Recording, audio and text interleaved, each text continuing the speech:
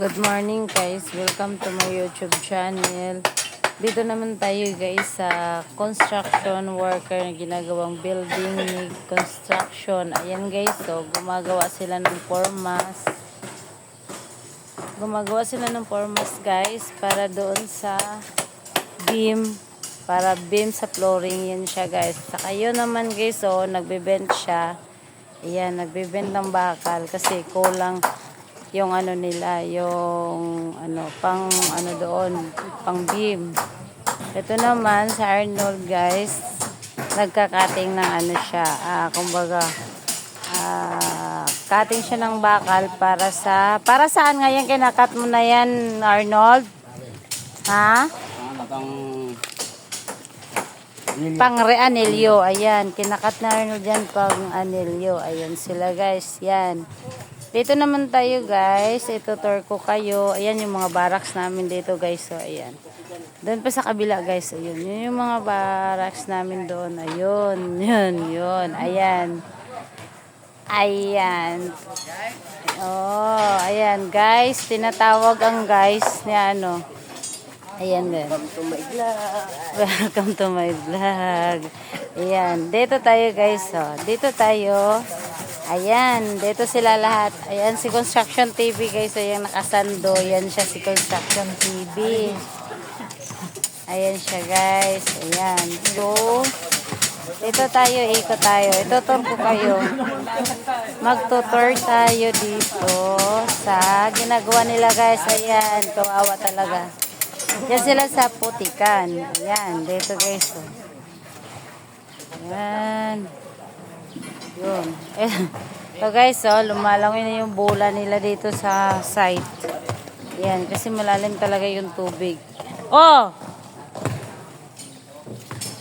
Butin mo na lang. Yan.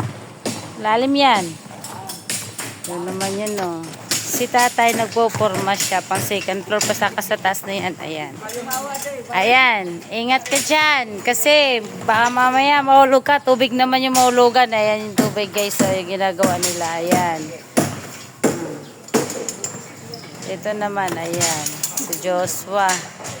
Ayan guys. Lagyan nila lahat. Yung ginagawa nila doon guys. Sa labas. Dito yung nilalagay nila. O kailangan nila to malagyan ng bakal para sa biga. Ayan.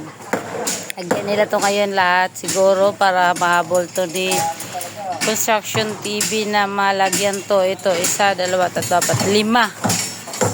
5 guys. Para matambakan to dito. Para hindi na sila mahirapan pag dito na sila sa loob. Pag dito na sila. Kasi ang hirap talaga dito guys sa tubigan. Ayan, may poste pa yan. Diyan. Yung poste na yun guys, hindi pa yan nabuhusan. Kasi yan, kita nyo yung tubig. Tsaka ito guys, ito, yun, doon, tsaka yung doon, yun. Poste pa yan guys, yung mga ano na yan. Hindi magalaw-galaw kasi maraming tubig, baka guguho lahat. Delikado, kaya kailangan dito muna tapusin nila. Pag natapos na to dito guys, matambakan na ng lupa yan. Ayan, so kumbaga mabilis na lang yung paggalaw nila. Ayan guys, tingnan mo na yung gawa nila. Kawawa talaga pag construction worker guys. Lalo pag nasa ilalim ng yuta pa, nasa ilalim ng lupa yung gawa nila. Ayan. Pag matubig, ayan guys, para silang nagkukot-kot ng ano, ginto. Ayan, ginto. Ayan yung ginto sa ilalim. Kasi, ayan. Mo guys, so, kawawa talaga sila. Ayan. Kaya hanggang sa muli, thank you for watching.